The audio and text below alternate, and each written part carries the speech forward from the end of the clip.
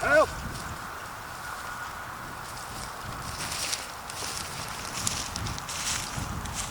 With the winter solstice starting, our days are getting shorter, our nights are getting longer. If you were on the fence as far as having a mild depression problem, then sometimes winter will push you over the fence, off the fence, into the major form of depression. And that's why I say it's always important to work ahead of time, to get ahead of your problem. During days like this, when you have minimal cloud cover and maximal sunlight, I think getting outside and sitting in the middle of nature will turn off the stress response. It'll build up and increase your serotonin levels, your oxytocin levels, and sometimes it'll make all that stress that you're going through kind of fade away, just for a short time. But that's okay. If there's just a window of opportunity to make a change, then that might blossom into something else. And that's why I wanted to talk today, is that sometimes on a routine basis, if you maintain your diet, maintain some form of activity, maintain some form of meditative practice or getting out to nature, you can maximize on what your body inherently knows to keep healthy. Even if you have some diseases that you have unfortunately come across, the body has its great way of healing itself if you give it the building blocks. It's not just exercise and nutrition, it's also mind-body therapies. Nature therapy is one way. Most of us live around or close to nature of some sort, and sometimes you can get out. Even when there's no sunlight, you can get out and just listen to snow, the snowfall, the sound of your feet on ice, or going through snow, or rattling leaves, the wind. There's a lot of different things that the body and mind, when it's triggered, will go through to simulate health.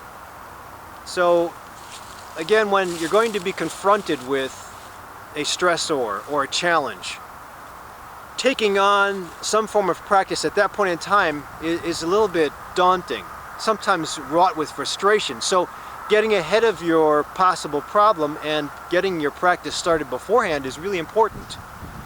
And that's what I love about the Deepak and Oprah 21-day meditation challenge. I think it's for those of you who can't get out to nature, for those of you, and that could be because you have several kids that you have to take care of, 60-hour work week. Sometimes if you can't get out, if you can't exercise, if you think you can't control your eating problem, then sometimes getting a 15 to 30 minute twice a day meditation practice would be helpful. And for those who just aren't, if it doesn't resonate with you, then just listening to somebody go through the meditative practice would be helpful. You don't have to commit to anything, it's just a matter of listening. And what better way to do it than to have some of the best meditators and mind-body practitioners in the world guide you. And that's where Deepak and Oprah come in handy. Not only do they have a great sense of how to have the body heal, they also have a bunch of people, thousands, tens of thousands of people watching, listening at the same time, and there is some form of attraction or interconnectivity that occurs when a bunch of people get together, even if they're not physically together. When everybody gets together at the same time across the earth, something magical happens. And whether you believe in energy medicine or not, it's just nice to know when you're in a group and you're aligned with somebody else or some other group that is out to get better health. So try to listen in, and I'll put the link of the current meditation challenge. It goes for 21 days. When I usually inspire people to make lifestyle changes, I like them to do some form of challenge for 3 months straight. It's a long time, 12 weeks, but 12 weeks is usually the amount of time that's comfortable enough to make a change slowly and also help with sustaining change because it's not too sudden.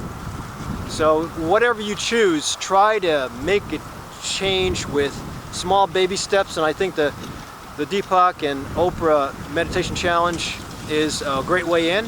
If you can't, Watch some of my videos. Get out if you can.